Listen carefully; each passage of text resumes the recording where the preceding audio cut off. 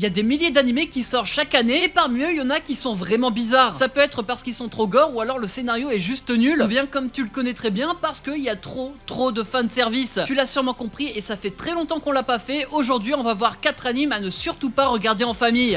Ce concept va très loin. Nukitashi The Animation, tu connais peut-être pas et heureusement. C'est une histoire qui se passe sur une île, l'île s'appelle Indigo et je sais pas pourquoi j'ai voulu regarder le premier épisode. De base on commence, on suit l'aventure d'un gars, un lycéen, qui va décider avec sa sœur de retourner dans son île natale. Sœur aussi lycéenne dans le même établissement. Et le problème c'est que cette île elle est un peu particulière parce qu'elle a une loi assez bizarre. C'est qu'il faut obligatoirement participer à des actes voilà fréquemment, tous les jours, et s'ils le font pas ils sont punis par la loi. C'est ça qui est fou, c'est que la loi qui décide ça, et c'est pas une loi à l'établissement scolaire, c'est une loi qui est sur l'île entière. En fait c'est plus l'île d'Indigo, c'est devenu l'île. Qu'est-ce que c'est que cette merde? J'ai jamais vu un animé comme ça.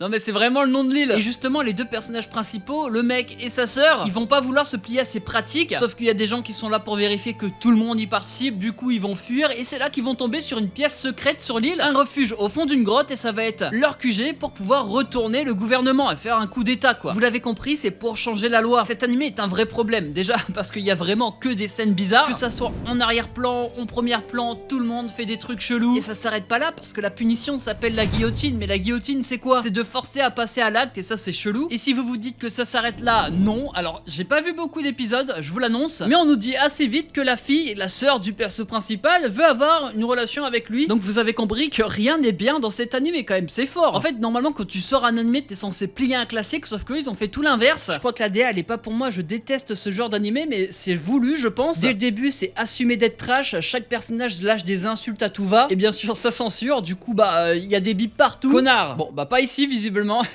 Bref cet animé je te le déconseille, et en plus il est licencié nulle part légalement, donc tu ne pourras pas le regarder. D'ailleurs mets-moi en commentaire pour toi quel est l'animé le plus beau que tu n'as jamais vu de ta vie. Je commence peut-être le film Demon Slayer qui est sorti, je mettrai un 9 sur 10 et n'oublie pas le petit like qui fait plaisir et qui aide beaucoup. Si on atteint les 3000 likes, je vous offre un billet d'avion pour l'île d'Indigo. De l'action, mais pas que. Big Order et Coquillage, c'est un animé d'action, je crois, par celui qui a fait Mirai Nikki. Et croyez-moi, je comprends pourquoi il est mal noté sur tous les sites que j'ai regardés. L'histoire se passe dans un monde un peu particulier parce qu'il existe des humains qu'on appelle des Orders, c'est des gens qui ont reçu des pouvoirs. Et le perso principal, Eiji Oshimiya, est l'un d'entre eux. Un jour, il y a une fée qui est venue, elle lui a demandé qu'est-ce que tu veux comme pouvoir, et il a choisi de détruire le monde. Suite à ça, la Terre a été ravagée, tout le monde n'est pas mort, il y en a quand même eu. Il pensait vivre après ça une vie plutôt normale, sauf qu'un jour, une nouvelle élève dans sa classe est très bizarre et a raison parce qu'elle veut tuer le perso principal. Vous l'avez compris avec ce synopsis, il y a plein d'orders qui vont se battre et qui vont vouloir tuer le perso principal. Animé d'action classique qui ressemble grandement à Mirai Nikki, avec d'autres personnages, une autre ambiance, un autre concept. C'est pas du tout la même chose en fait. L'animé déjà, il commence avec un mauvais point. Moi, je le trouve pas très beau. Et en plus de ça, il y a beaucoup de fanservice. Au moins, la bonne nouvelle, c'est que c'est quand même assez intéressant de suivre les moments d'action, essayer de comprendre quel est l'ordre de l'adversaire du perso principal et aussi de comprendre les limites de celui du perso principal, car on connaît pas trop son plein potentiel dès le début. Pour les fans de romance, il y en a une aussi, elle est vraiment très bien c'est ce que j'aurais dit si je l'aurais pas vu. Non, parce que c'est avec sa sœur, il va falloir arrêter de faire une relation frère et sœur. Je sais pas c'est quoi leur délire, ça fait déjà 2 animés de suite. Bref, c'est nul, mais quand même, je comprends pas pourquoi il est moins bien noté que le premier animé que j'ai présenté là. Parce qu'il est nul, mais il est regardable, c'est la grande différence. Parce qu'à part le fanservice et le truc d'inceste, bah en vrai ça va. Donc si tu veux regarder un animé moyen tiers, bah tu peux, il s'appelle Big Order. Lui il est dispo sur Crunchyroll, il touche pour genre action, psychologique, romance surnaturelle et pour thème, voilà, magie, post-apocalyptique et super pouvoir. Et en plus les épisodes sont dans le bon ordre. Le mec qui essaye de trouver des points positifs, tu sais. C'est un animé de psychopathe.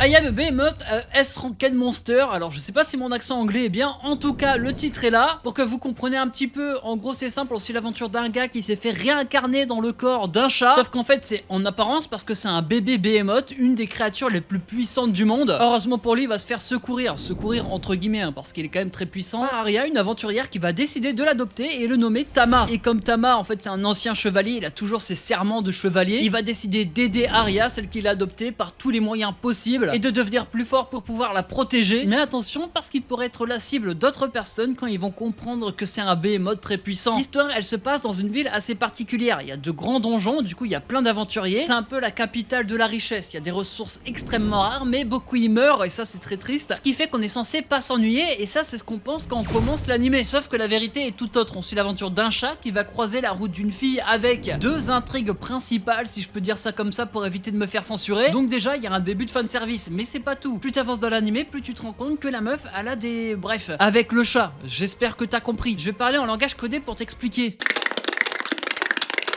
Sans oublier qu'à un moment donné ils vont...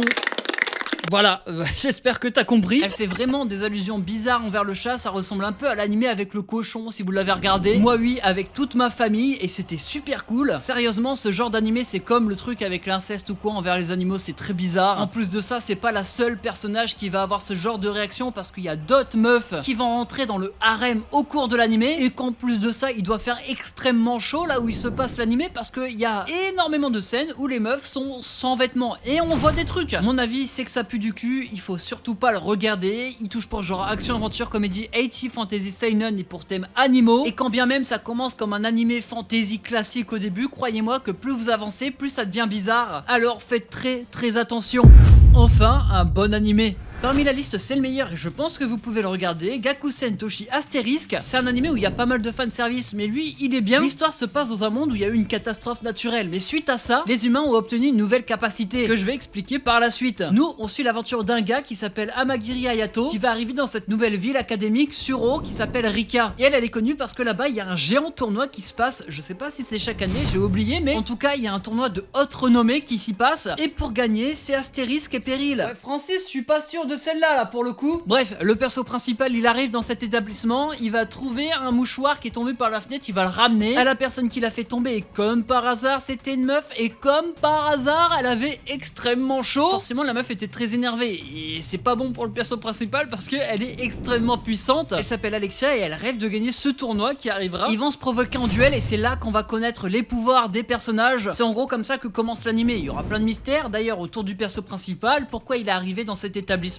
et pourquoi il est si fort malgré un saut qui limite sa puissance. Et en plus de ça, on apprend dès le premier épisode, on apprend beaucoup de choses. Que sa sœur disparue, c'est ce qu'on devine, aurait pu être dans cet établissement par le passé. C'est ce qu'on cherche à découvrir au cours des épisodes, qu'est-ce qu'elle est devenue. En plus de ça, il y a le tournoi. Alors de base, c'est juste des mecs qui s'affrontent pour savoir qui est le plus fort. Mais au cours des épisodes, on va se rendre compte qu'il y a bien un complot politique et économique et qu'au final, c'est pas juste un simple tournoi. On ajoute à ça une animation qui est très correcte, on va pas se mentir. Ça reste un animé ecchi, donc oui, il y a beaucoup de fanservice, mais on arrive à l'oublier parce que c'est pas si mal. Je t'invite à le regarder. Gakusen Toshi Asterisk, il est vraiment sympa, il touche pour genre action, comédie, ecchi, fantasy, romance, science-fiction surnaturelle. Et pour thème combat, harem, école, c'est un school life à premier abord, mais il y a bien plus que ça aussi, vous allez voir. Il était dispo chez Wakanim, mais je sais pas s'il l'est encore. En tout cas, vous allez trouver, je vous fais confiance. Bref, c'était Rush Manga, je vous ai parlé de 4 animés qu'il ne faut surtout pas regarder en famille. Ça faisait longtemps, donc je me suis dit pourquoi pas. Comme d'hab, le petit like si t'as aimé, ça fait plaisir et ça aide beaucoup. Et en commentaire, dis-moi quel est l'animé le plus beau que t'as jamais vu de ta vie. Et nous on se retrouve dimanche dans 2 semaines comme d'hab, c'était Rush Manga, allez ciao bye bye.